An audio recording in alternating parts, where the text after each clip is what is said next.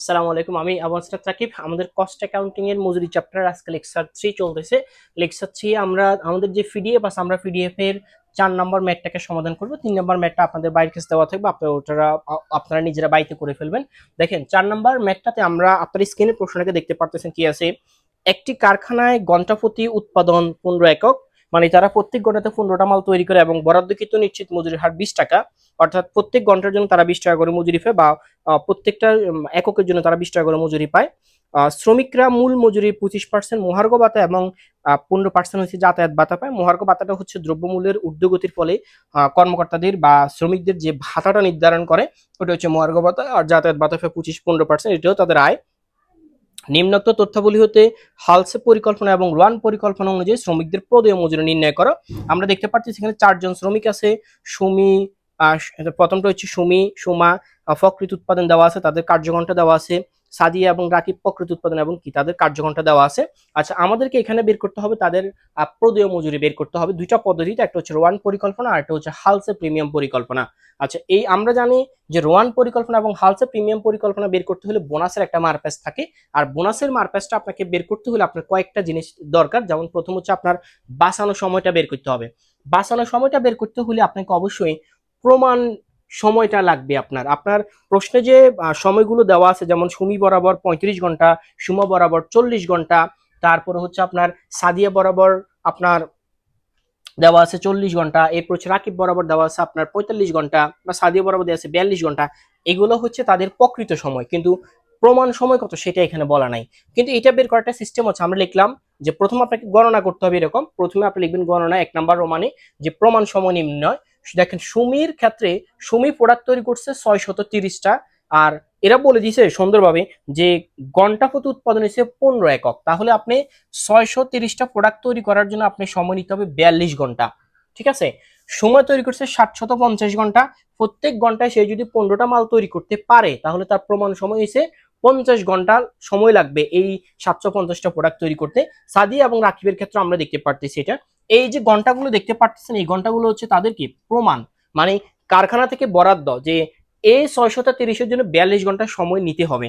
কিন্তু বাঁচানোর সময় আমরা দেখতে পারতেছি সুমি সময় নিচ্ছে কয় ঘন্টা, 35 ঘন্টা। ওই যে দেখবেন সুমি বরাবর সামনে লেখা আছে ঘন্টা, কার্য ঘন্টা বরাবর। তাহলে সে 42 ঘন্টা সময় চাইছে, কিন্তু 35 ঘন্টাতে সে কাজটা কমপ্লিট করছে। এটার অর্থ হচ্ছে 7 ঘন্টা সে কি পাইছে, অতিরিক্ত সময় পাইছে। ঠিক পরবর্তীতে সুমা সময় নিতে হবে 50 ঘন্টা, কিন্তু সে সময় নিছে 40 ঘন্টা, তাহলে সে 10 ঘন্টা বাঁচানোর সময় টাইম সেভ পাইছে। সাদিয়ার ক্ষেত্রে সময় নিতে হবে 40 ঘন্টা, কিন্তু সে 42 ঘন্টায় কাজটা করছে, মানে তার কোনো বোনাস নাই, কারণ সে অতিরিক্ত সময়ে মানে বাঁচানোর সময় নেই। রাকিবের ক্ষেত্রে 45 ঘন্টা সময় নিতে হবে, সে নিছেও 45 ঘন্টা, তার কোনো বাঁচানোর সময় নেই। যাদের বাঁচানোর সময় নেই ওদের কোনো বোনাস নাই, মানে এই দুজন ব্যক্তির কোনো কি বোনাস নাই। আমরা যখন বোনাসের কাজ করব তখন হচ্ছে আমরা সুমি এবং সুমার বোনাসের কাজ করব। আচ্ছা, এখন আসলে আমরা স্বাভাবিক মজুরি এবং বোনাসটা একসাথে বের করে ফেলি। তো আমাদের প্রথমে যদি আমরা স্বাভাবিক মজুরির কাজ করি, দেখেন স্বাভাবিক মজুরি কিভাবে বের হয় বলেন তো। স্বাভাবিক মজুরি বের করার সিস্টেমটা হচ্ছে আপনার প্রকৃত সময় ইনটু হচ্ছে কি ঘন্টা প্রতি মজুরি। দেখেন আপনার প্রকৃত কতটুকু সময় নিছেন, আপনি 35 ঘন্টা সময় নিছেন। এই যে 35 ঘন্টা আপনি সময় নিছেন, প্রত্যেক ঘন্টার জন্য আপনি 20 টাকা করে পাবেন, তাহলে আপনার প্রথম হচ্ছে 700 টাকা মজুরি। পরবর্তীতে সময় নিছে কয় ঘন্টা, এই 40 ঘন্টা সময় নিছে। আমি এখানে এ বি সি ডি দিয়ে লিখছি। এটা মানে হচ্ছে এ মানে হচ্ছে সুমা, বি মানে হচ্ছে এ মানে হচ্ছে সুমি, বি মানে হচ্ছে সুমা, সি মানে সাদিয়া, ডি মানে হচ্ছে কি রাকিব। এটা আপনারা বুঝতে পারতেছেন। দেখেন সুমা আপু সময় নিছে 40 ঘন্টা, তো 40 ঘন্টা করে সে প্রত্যেক ঘন্টার জন্য পাবে 20 টাকা করে, 800 টাকা পাবে। সি মানে হচ্ছে সাদিয়া আপু সময় নিছিল 42 ঘন্টা, 20 টাকা করে 840 টাকা পাবে। ডি মানে হচ্ছে রাকিব ভাই সময় নিছে 45 ঘন্টা, 20 টাকা করে সে কি 900 টাকা পাবে। এগুলো হচ্ছে তাদের কি স্বাভাবিক মজুরি অথবা হচ্ছে কি প্রকৃত মজুরি। এখন আসলে আমরা বোনাস বের করি। তো প্রথমে আমরা হালসে বোনাসটা বের করব, বা হালসে পরিকল্পনা বোনাস বের করব। আমরা এ এবং বি এর বোনাস বের করতে পারবো, কারণ এই দুজনের বাঁচানোর সময় আছে, মানে ওভার টাইম আছে, বাকি কারো কিন্তু ওভার টাইম কি নাই। আচ্ছা আসেন, যেমন দেখেন এই ব্যক্তিটা কাজ করছে কয় ঘন্টা, 7 ঘন্টা। মনে আছে আমরা হালসা পরিকল্পনা সিস্টেম কি, বাঁচানো সময় ইন্টু 50% ইন্টু কি একক প্রতি মজুরি। আপনি এখানে সূত্রটা লিখবেন যে বোনাস সমান সমান বাঁচানো সময় ইন্টু 50% ইন্টু কি একক প্রতি মজুরি। লিখে তারপর হচ্ছে আপনি লিখবেন এই সমান বাঁচানোর সময় কত, 7 ঘন্টা, 50% 20 টাকা করে মজুরি, 70 টাকা। বি এর হচ্ছে বাঁচানোর সময় কয় ঘন্টা, 10 ঘন্টা, 50% 20 টাকা করে 100 টাকা। এটা হচ্ছে আপনার হালসে পরিকল্পনা। আর রোয়ান পরিকল্পনা বোনাস বের করার সিস্টেমটা আশা করি জানেন, যে উপরে হচ্ছে আপনার বাঁচানোর সময়, নিচে হচ্ছে আপনার কি প্রমাণ উৎপাদন অথবা হচ্ছে প্রমাণ সময় গুণ হচ্ছে প্রকৃত মজুরি। এই যে প্রকৃত মজুরি বা স্বাভাবিক মজুরি যেগুলো, এগুলো তো আমরা প্রথমে এর লিখলাম, এর বাঁচানোর সময় 7 ঘন্টা, নিচে হচ্ছে কি এই যে এইটা, এখানে কিন্তু এখানে কি লেখা হয়েছে, প্রমাণ সময় লেখা হয়েছে, প্রমাণ সময় নট প্রকৃত সময়। প্রমাণ সময় কত বলেন, এই যে প্রমাণ সময় 42, তাহলে যে 42 দ্বারা ভাগ করে স্যার এই জিনিসটা হচ্ছে প্রকৃত মজুরি। প্রকৃত মজুরি কত দেখুন, এর প্রকৃত মজুরি কত 700, গুণ দিলে 117 টাকা বের হবে। আমি নিচে জায়গা নেই যেন আমি পাশে দিয়ে লিখছি। বিয়ের দেখেন, বিয়ের বাঁচানোর সময় হচ্ছে 10 ঘন্টা, এই যে উপরে লেখা হয়েছে 10 ঘন্টা, আর নিচে যেটা আছে নিচে হচ্ছে আপনার কি প্রমাণ সময়, এই যে প্রমাণ সময় হচ্ছে 50 ঘন্টা, আর তার সাথে আপনাকে গুণ দিতে হবে কি স্বাভাবিক মজুরি অথবা হচ্ছে আচ্ছা সরি এখানে 800 টাকা হবে, এই জায়গাটা একটু বলেছে। আচ্ছা এখানে হচ্ছে আপনার 800 টাকা, তাহলে আপনার এইটা হচ্ছে আপনার স্বাভাবিক মজুরি অথবা হচ্ছে প্রকৃত মজুরি, আপনি যেটাই লেখেন কোনো সমস্যা নাই। আচ্ছা তাহলে আপনার আসবে কত, এখানে 160 টাকা আসবে আপনার বোনাস। তো আপনার মোটামুটি কাজটা এখানেই কি কমপ্লিট, আপনার কাজটা এখানে কমপ্লিট। এইবার হচ্ছে আপনাকে কি বের করতে হবে, প্রদেয় মজুরি বের করতে হবে। কিভাবে বের করবো, ওই যে তার যে মহার্ঘ ভাতা আছে এবং যাতায়াত ভাতা আছে সবগুলোকে যোগ করে, আর আমাদেরকে দুইটা পদ্ধতিতে বের করতে বলছে। আমাদের গণনার কাজ শেষ, এইবার আমরা মূল অঙ্কে শিফট করব। আসেন আমরা মূল অঙ্কটা এবার করি। তো মূল অঙ্কটা করার ক্ষেত্রে আমরা অবশ্যই গড় করতে হবে। আপনি উপরে লিখবেন যে, এখানে লিখবেন যে নিট প্রদেয় মজুরি নির্ণয়, ব্র্যাকেট দিয়ে লিখবেন হালস এন্ড রোয়ান পরিকল্পনাতে। ঠিক আছে, হালস এবং কি রোয়ান পরিকল্পনাতে আপনাকে নিট মজুরি বের করতে হবে। তো এখানে টোটাল শ্রমিক কয়জন বলেন তো, টোটাল শ্রমিক হচ্ছে কি 4 জন। তাহলে আমরা প্রথমে আপনার এই যে আপনার বিবরণের জন্য একটা গড় করি, মাঝখানে আমরা ভাগ দিলাম, ভাগ দিয়ে আমরা 4 জন শ্রমিকের জন্য 4টা গড় করি। আমাদের যেহেতু 4 জন শ্রমিক, আমরা 4 নাম্বার গড়টা উপরে নিয়ে আসবো। আবার হচ্ছে আমরা রোয়ান পরিকল্পনার জন্য আমরা আবার 4টা গড় করলাম। ওকে, তা আমাদের প্রথমে আমরা লিখবো বিবরণ। বিবরণে আমরা হচ্ছে ওই যে মূল মজুরি, বোনাস, যাতায়াত এগুলো লিখবো। প্রথম হচ্ছে আমাদের হালসে পরিকল্পনা, প্রথম হচ্ছে আমাদের হালসে পরিকল্পনা, পরেরটা হচ্ছে আমাদের রোয়ান পরিকল্পনা, রোয়ান কি পরিকল্পনা। আর আমরা এখানে প্রথম যদি লিখি, প্রথম হচ্ছে আমাদের সুমিয়াপা, পর হচ্ছে আমাদের সুমা, সুমা। আচ্ছা তারপরের যে নামটা উনি হচ্ছে আমাদের সাদিয়া, সাদিয়া। পরেরটা হচ্ছে কি রাকিব। সব থেকে মজার বিষয় হচ্ছে সুমি, সুমা, সাদিয়া 3 জন স্টুডেন্ট আমাদের হিসাব বিজ্ঞান প্রভাষকের ব্যাচে আছে। এটা হচ্ছে আমাদের সব থেকে একটা মজার বিষয়। আর আপনাদের মেন্টরস হিসাবে কি আছে, রাকিব স্যার আছে। মানে এই 3 জন স্টুডেন্টই কিন্তু আমাদের আছে। যদি আপনারা ভিডিওটা দেখে থাকেন তাহলে হচ্ছে অবশ্যই কমেন্ট বক্সে জানাবেন হাত তুলে যে স্যার আমরা আছি আপনার ফ্রেড ব্যাচের সুমি, সুমা এবং সাদিয়া। আমি তো 3 জনকেই চিনি, 3 জনে আছে। আর আমি অবশ্যই কমেন্ট করবেন আপনাদের একান্ত মেন্টরস হিসাবে, আপনাদের রাকিব স্যার অথবা রাকিব ভাই হিসেবে আমি আছি। তো আমাদের এখানে আমরা আবার লিখলাম সুমি, পরের জন হচ্ছে সুমা, পরের জন হচ্ছে কি সাদিয়া, সাদিয়া, এরপরে হচ্ছে আমাদের কি রাকিব। আচ্ছা এখন আসেন আমরা বিবরণের প্রথমে আমরা কি লিখবো, আমাদের মূল মজুরি, আমাদের মূল যে মজুরিটা আছে বোনাস ব্যতীত অথবা প্রকৃত মজুরি বা স্বাভাবিক মজুরি, আপনি যেটা মন চায় ওইটা লিখবেন।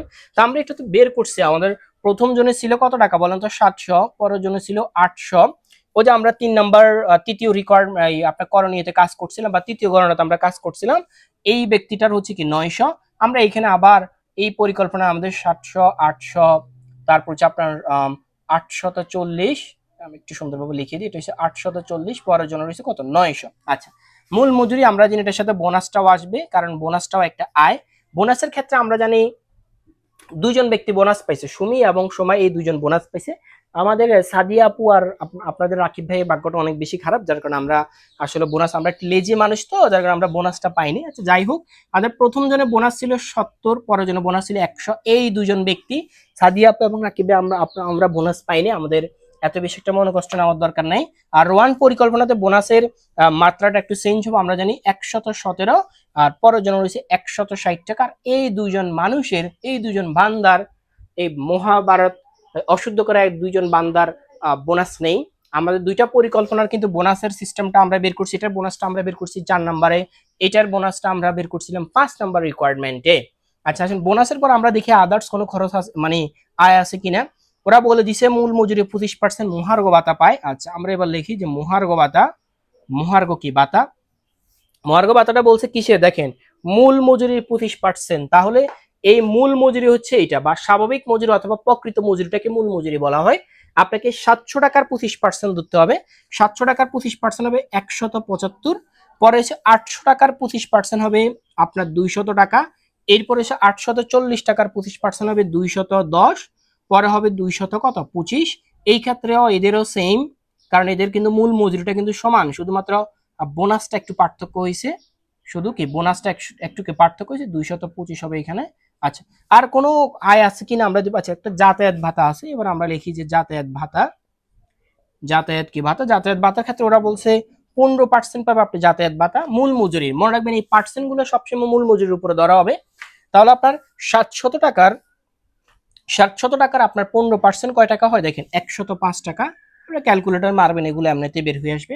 পরের জনের হচ্ছে 120, পরের জনের 126, ঠিক পরের জনের হচ্ছে 135।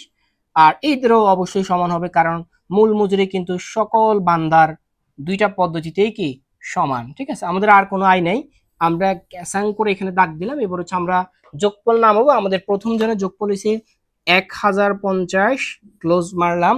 পরের জন হয়েছে 1220, ক্লোজ করলাম। 1176, আর পরের জনের ঠিক হয়েছে 1260 টাকা। আর এই বান্দা যে চারজন আছে, এই চারজনেরটা যোগফল রান পরিকল্পনা যোগফল আপনাদের বাড়ির কাছে থাকলে এটা আপনারা যোগ করে নামাবেন। আমাদের লেকচার 3 এখানে কমপ্লিট। আমরা খুব ইজি ওয়েতে ম্যাথগুলোকে সমাধান করতেছি, অনেক মজার স্বরে। আর এরপরে হচ্ছে আমরা আরো দুই একটা ম্যাথ সমাধান করার চেষ্টা করব। 4 নাম্বার লেকচারে যাব। 4 নাম্বারটা খুবই গুরুত্বপূর্ণ, এটা চতুর্থ নিবন্ধন পরীক্ষা আসছে। চতুর্থ নিবন্ধন পরীক্ষা আসা একটা প্রশ্ন, যেটা আমরা মনে হয় এটা চতুর্থ, এটা ষষ্ঠ নিবন্ধন পরীক্ষা আসা প্রশ্ন। আমরা ষষ্ঠ নিবন্ধন পরীক্ষা আসা এই প্রশ্নটাকে এখন সমাধান করবো। আসলে লেকচার নাম্বার 4-এ